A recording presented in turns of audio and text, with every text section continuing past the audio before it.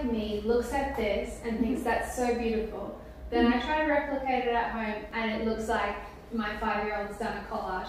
Okay. How do you make them work together? How do you know what's going to work? Okay, there's generally got to be some relationship between the images. So if you look at these images, for example, the relationship is obviously the colour. So we've used loads of different pictures that don't necessarily as a subject relate to each other, but we've got the beautiful aqua of the sea, then we've got the jag that's the very similar colour, and then we've got the botanical print that is also a similar colour, and we're still picking up. So if you look at each piece of art, but then we also want to keep it interesting. So by using an oak frame, a black frame and a white frame, those frames reference something else somewhere else in this space.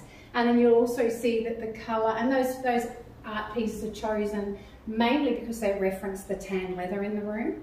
I understand. So you've got the aqua running through them that keeps them together, and then the tan is referencing the... And then the black, the oak and the white references something else somewhere else within the space.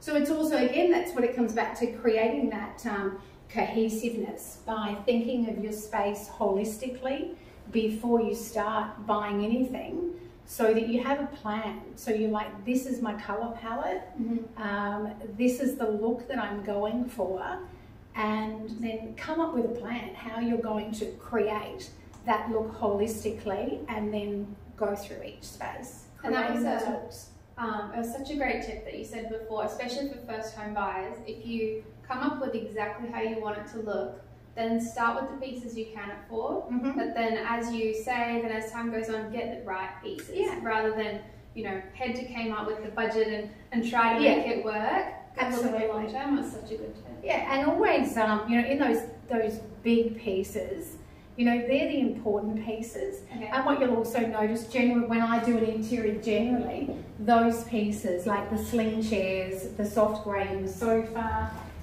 the black in the dining chairs, and the table being a neutral as well, they're pieces that you can do anything with them.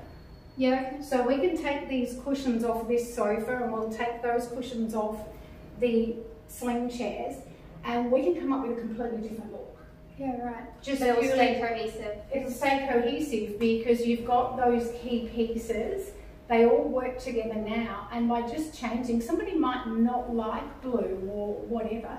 You could put green, you can put just all copper, you can put white. There's no colour that will not go with these major pieces. And so that's, you know, my biggest tip for when people choose to buy their bigger items, you know, sofas, occasional chairs, which can be expensive, tables. Go with something that you can change the look constantly. Like a lot of people like to change their look seasonally. You know, like, so they'll have, you know, maybe fluffier, heavier cushions for winter, and then in summer swap those out for some really nice soft textured linens and things like that. So yeah, that's my big tip for people. Be really, really careful when you buy your big pieces, make them neutral, and buy the best you can possibly afford. She's a genius.